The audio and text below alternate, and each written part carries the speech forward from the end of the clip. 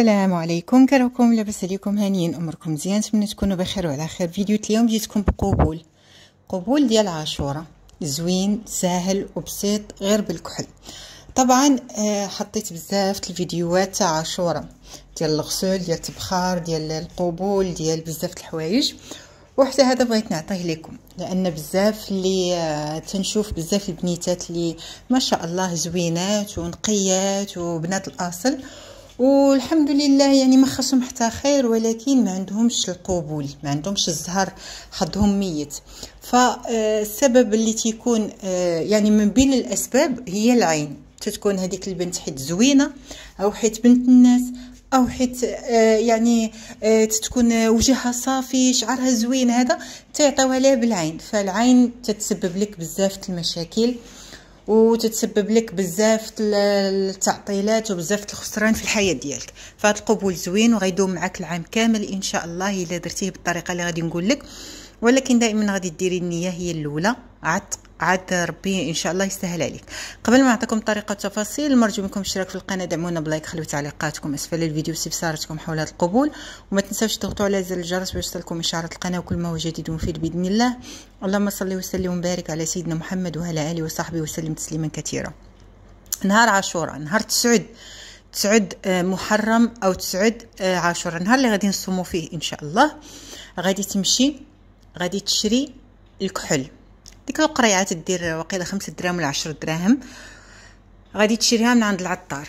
واللي تيبغي داك اللي عندك الكحل يتمد، الا لقيتيه تيتباع يكون افضل، يعني خوديه.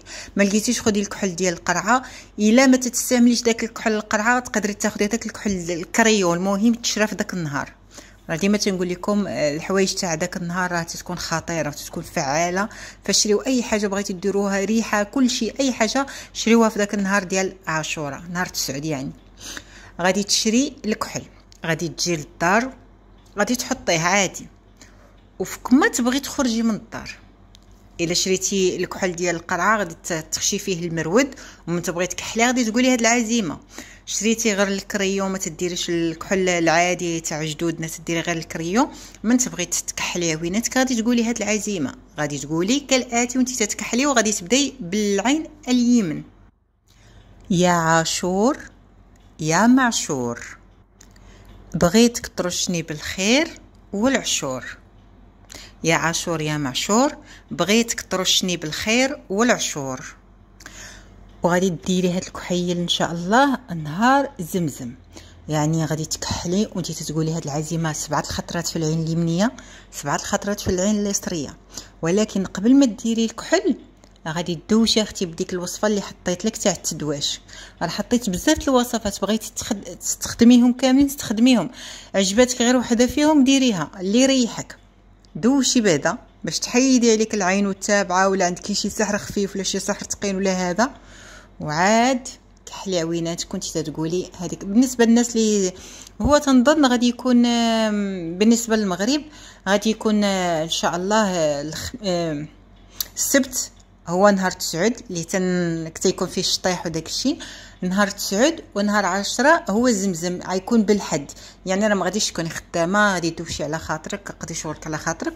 وبالنسبه للبنات اللي تيخدموا تا بالحد، نوضي اختي بكري، دوشي، صلي الفجر، دخلي للدوش، ديري هذاك الغسل اللي عطيتكم ديك العشيبات، عومي لك مع راسك وكحلي لك عويناتك بهاد العزيمه، وتوكلي على الله وربي ما غاديش يخيبك. وما تنساوش البنات دائما التحصين، حصنوا راسكم قبل ما تخرجوا من الدار.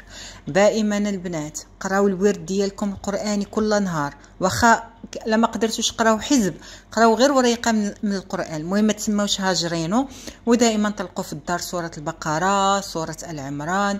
دابا الحمد لله التلفازات راه ولاو التلفازات ذكيات، يعني راه تدخلي اليوتيوب وديري القران وتطلقيها في الدار، وخرجي وحلي الشريجمات وخلي الدار تهوى ويتطلق فيها كلام الله، وربي ما غاديش يخيبكم ان شاء الله. هذا كل شيء اللي اليوم عجبكم فيديو كالعاده، ما تنساوش ديروا شير، تنشروا الخير بين الناس، فالدال على الخير كفاعله.